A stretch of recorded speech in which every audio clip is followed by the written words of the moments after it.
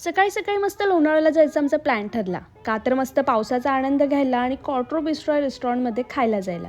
पण वडगाव आला आणि भूक पण लागली, म्हणून मावळच्या समर्थ भेळला मिसळ खायला थांबलो. धीरजने आधी इथली निखारा मिसळ ट्राय केली होती. मग आम्ही मिसळ, मटकी भेळ, वडापाव सगळं ट्राय केलं. झाकण उघडतात जो धूर आला ना, त्या निखाऱ्याची चव पूर्ण त्या मिसळमध्ये मिक्स झाली होती.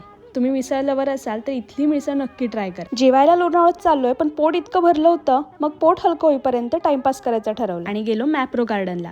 मॅप्रोला गेलो आणि फुकटचं खाल्लं नाही असं झालंच नाही. 2-3 मिल्कशेक, खाकरा, नाचोत सगळं हादडलं आणि बाहेर फिरत बसलो. मग धीरजने उगाच पैसे खर्च करायचं ठरवलं.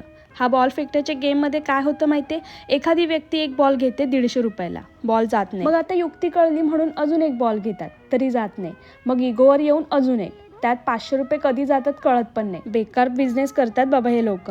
वातावरण खूप मस्त झालं होतं. 12 वाजले होते. मग कुठे जायचं तर लोणावळ्याच्या ब्रिजवर जायचं ठरलं, पण डेंजर ट्रॅफिक. एवढ्याशा अंतरासाठी 1 तास एकाच जागेवर.